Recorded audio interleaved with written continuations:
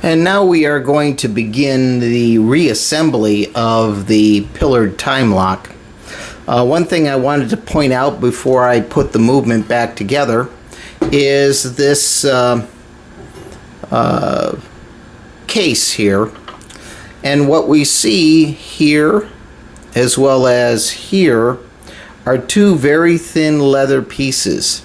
And this is all that separates the body of the movement of the time lock from the metal frame below. It is certainly the most, shall I say, inefficient and crude isolation of the movement from a time lock case that I have seen.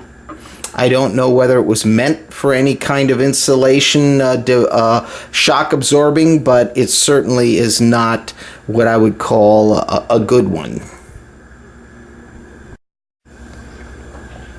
We now go ahead and reinsert the movement itself back into the time lock case. You'll see that the areas back here, which have all of the wheel work, are matched right here within the case.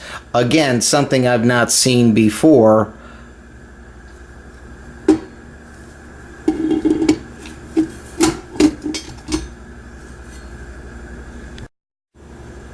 Next, we are securing this into the case.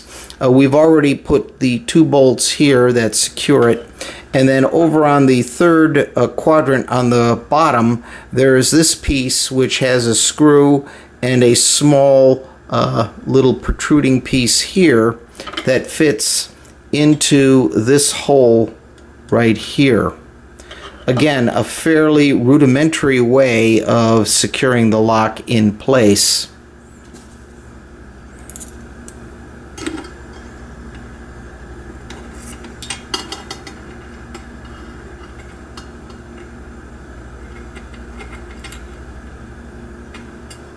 And then we will secure it.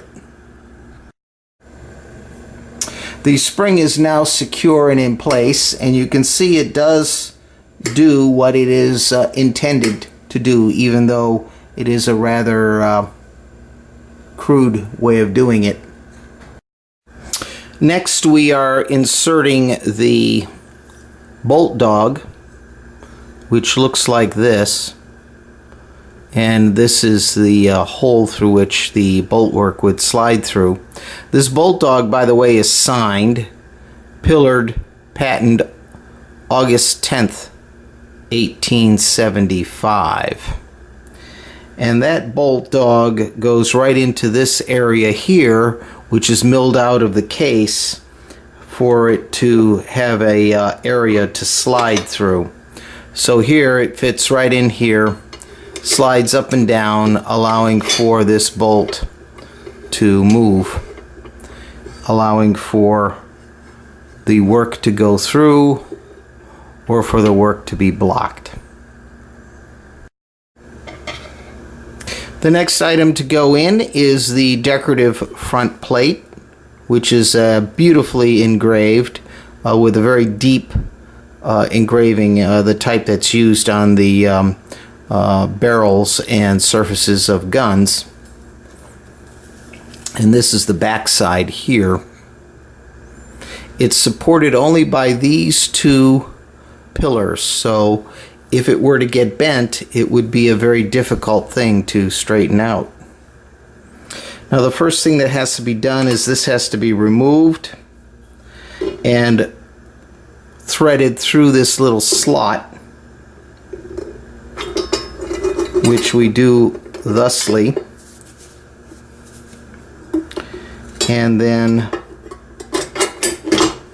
put the plate down and put this back onto its arbor.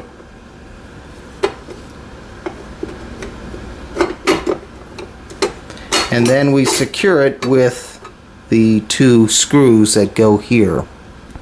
And the plate is now in place and is being secured with these two screws. Again, we are putting them in only just finger tight, so that later on as we add other components we can shift things around and we don't have a problem with fit. Next up is the slide bolt.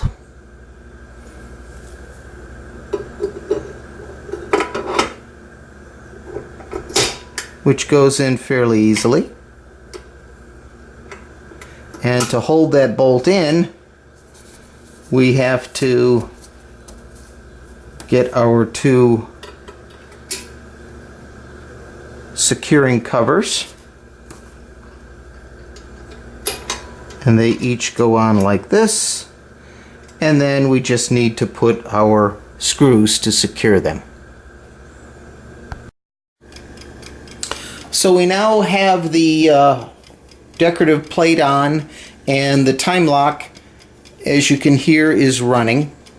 And the only thing that's not yet done is the cover for the glass cover, because it will cover both of these pieces here, which is kind of a shame. You never get to see this beautiful decorative work when the lock is fully assembled. So once again, when the owner wants to go home and put this on guard, assuming this of course is set to the right time, and right now it is set to open once every 24 hours, the owner has to slide this upward. And again, this wouldn't be so floppy once this piece is on here. That would guide this dog. Move this over, and now this is locked, and the time lock is on guard. Again, this dial will rotate along with the timers, and when it is ready, this detent unlocks this and slides the bolt backward, allowing the dog to fall and the bolt work to go through.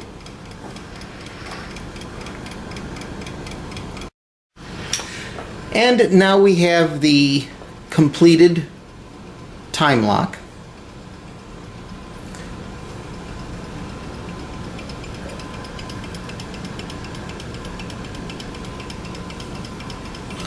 And one can see that with the bolts here and here, which unfortunately this panel covers this beautiful scroll work here, and with the other two bolts here and here, the entire front panel can easily be taken off. So this case really doesn't offer very much in the way of security from tampering, but still a lovely lock nonetheless, and is now in perfect working condition from 1877. So we're looking at somewhere of about 140 years, almost 150-year-old lock.